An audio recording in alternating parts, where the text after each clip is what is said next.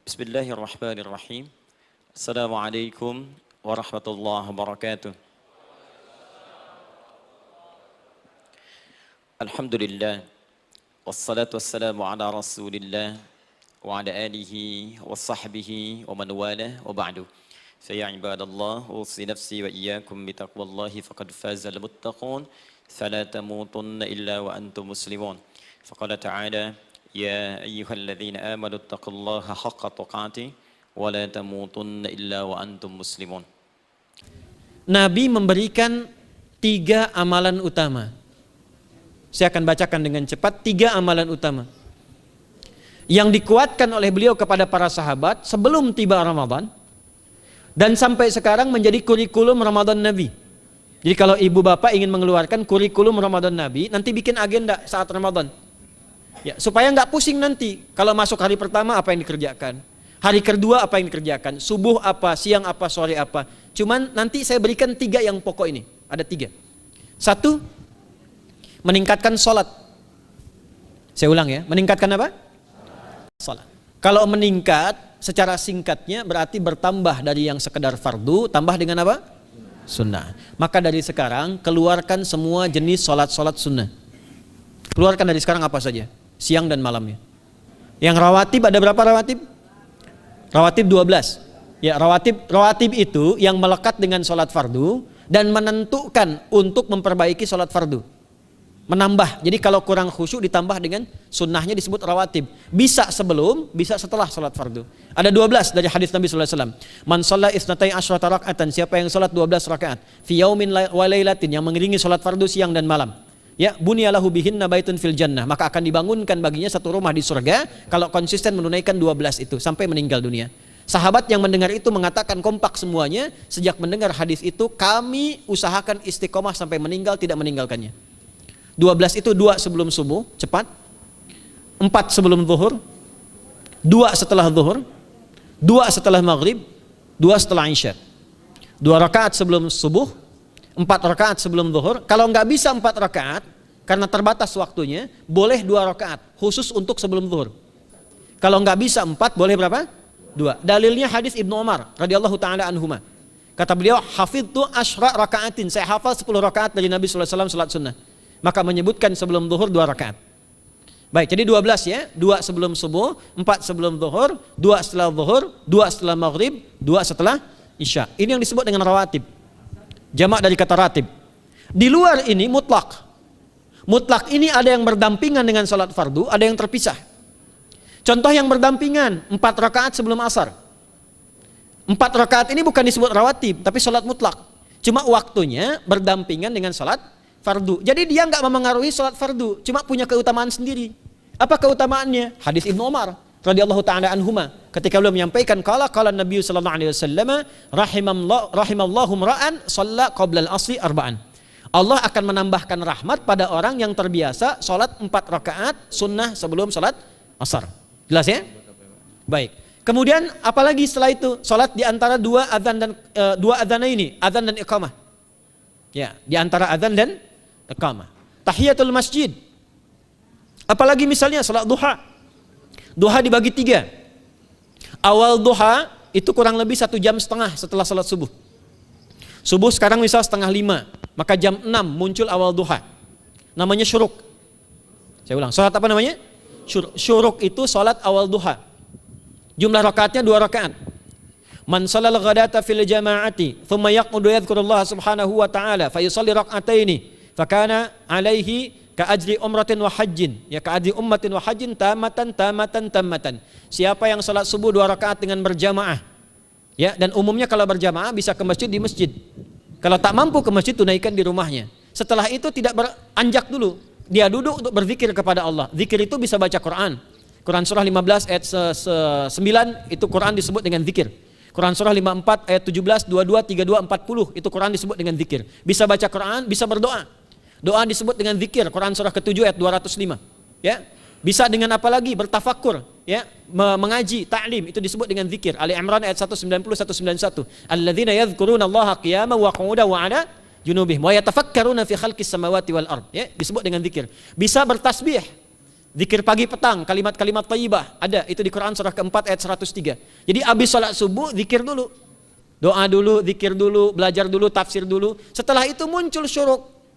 Perjalanannya disebut isyraq, melewati masyrik, 1 tombak bayangan, dia sholat 2 rakaat, itu pahala sholatnya senilai haji dan umrah. Sempurna. Bukan sudah haji, bukan. Mau kemana? Ibu mau haji dulu? Tidak.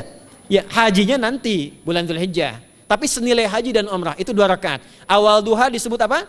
Syuruk. Pertengahan duha sekitar jam 9 jam 10. Jumlahnya 2 sampai 4 rakaat.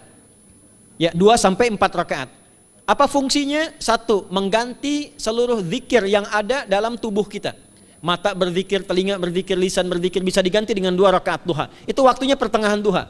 Kurang lebih dari jam 8, 9, 10 lah, kurang lebih 3 jam itu, ya. Yang kedua, bisa menghambat atau menghentikan, menahan satu musibah umum. Misal ada kebanjiran nih atau macet nih. Orang-orang kena macet. Bapak yang biasa sholat duha pertengahan itu tiba-tiba ditolong oleh Allah, dibebaskan. Tiba-tiba ada orang datang, Pak lewat sini di sana macet.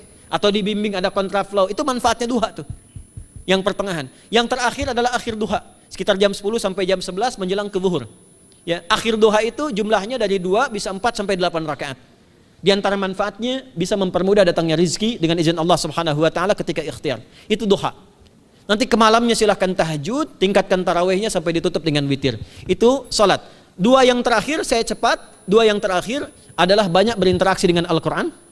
Ada 3 caranya. 1, banyak membaca. Itu namanya qiraah. Silahkan Bapak Ibu siapkan dari sekarang, targetnya khatam misalnya 1 kali, berapa juz? 30 juz. Kalau mau gampang bagi 30, berarti 1 hari berapa? 1 juz. Paling gampang lagi, supaya nggak capek ngajinya, supaya nggak capek, bagi 1 juz 5 waktu sholat. Contoh, juz pertama itu Al-Baqarah plus Al-Fatihah. Al-Fatihah saya nggak hitung lah karena sudah hafal ya. Al-Baqarah itu 141 ayat, juz pertama. Bagi 5, 28. Jadi setiap ketemu waktu sholat, bagi 2 lagi, 28 bagi 2 berapa? 14. Sebelum sholat baca 14 ayat, setelah sholat baca 14 ayat. Itu 14 ayat tuh paling-paling gak nyampe 5 menit Bu Pak. Kalau investasi 10 menit setiap waktu sholat bagi 2 kita baca 14 ayat, itu insya Allah selesai Ramadan khatam Quran. Itu udah rumus. Ya, tidak cukup dengan amin, siapkan dari sekarang. Siapkan. Ya. Kemudian mengkaji, kajian, tilawah. Itu tilawah itu di hadis Muslim pahalanya banyak. Ya, majtama'a qaumun fi baitin min buyutillahi. Ya, kita ngajinya Quran hadis ya, biar ya, lebih kuat dalilnya. Majtama'a qaumun fi baitin min buyutillahi yatsluna kitaballahi wa yatadarasuna fima bainahum. Ya, siapa yang bisa tilawah Quran, ngaji, tafsir, keluarkan misalnya untuk Ramadan 10 hari saya pengen tahu Al-Fatihah. Itu ketika dilakukan punya 4 keutamaan. 1, ghasyiyatuhum rahmah. Selama ngaji rahmat Allah dibentangkan. Kalau pengen doa cepat dikabulkan, kalau istighfar diampuni. Yang kedua, awas ini nazalat alaihimus sakinah, diberikan ketenangan dalam jiwa. Bapak Ibu pengen di rumah tangga nyari sakinah, isi dengan Quran di rumah.